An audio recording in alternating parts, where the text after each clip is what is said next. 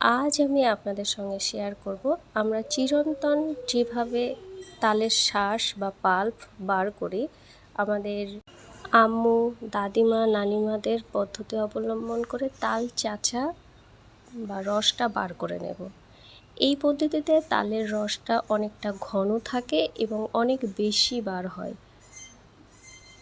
বিভিন্ন shortcut tricks দেখি যেখানে পানি বেশি দিয়ে চটকিয়ে থালার কানাতে অথবা কোনো ছাঁকনিতে ঘষে ঘষে বার করে। এই পদ্ধতিতে বার করলে তার থেকে অনেক বেশি তালের শাঁস পাওয়া যাবে এবং ঘনত্বটা অনেক বেশি থাকবে, তালের শাঁসটা পাতলা হবে না। আমি যে তালটা ব্যবহার করছি এটা খুব ভালোভাবে পেকে গিয়েছে। এখানে একটু হাতে করে অল্প অল্প পানি ব্যবহার করছি, তাতে তালটা চাষতে সুবিধা হবে। আর তালের যে আঁশগুলো আছে সেটা একটু এলোমেলো করে নিচ্ছি। একটা ঝুড়ি ভালোভাবে আগে থেকে পরিষ্কার করে নিয়েছি। একটু ফাঁকা দেখে ঝুড়িটা নিতে হবে। ধীরে ধীরে এভাবে চাঁচলে তালের শাঁসগুলো বেরিয়ে আসবে। এই পর্যায়ে তালের আঁটি থেকে আর শাঁস বার হচ্ছে না, ওটা বাদ দিয়ে বাকি আঁটিগুলো থেকে শাঁসগুলো বার করে নেব। এখন তালের এই শাঁসটা ছেঁকে নিতে হবে।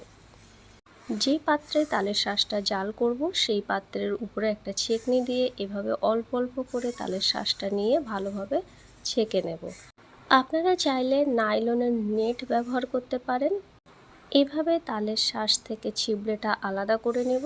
যে পদ্ধতিতে আমি তালের আঁটি থেকে শাঁস বার করেছি তাতে ছিবড়ে খুব একটা বার হবে না।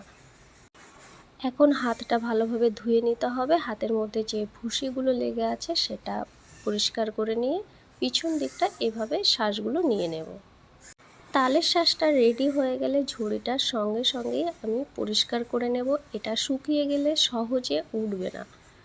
ট্যাপ ছেড়ে দিয়ে এভাবে একটু ব্রাশ দিয়ে ঘষে নিলে ঝুড়িটা একদম ক্লিন হয়ে যাবে, কোনোভাবেই আর লেগে থাকবে না। এটা শুকিয়ে যাওয়ার আগেই ধুয়ে পরিষ্কার করে নিচ্ছি।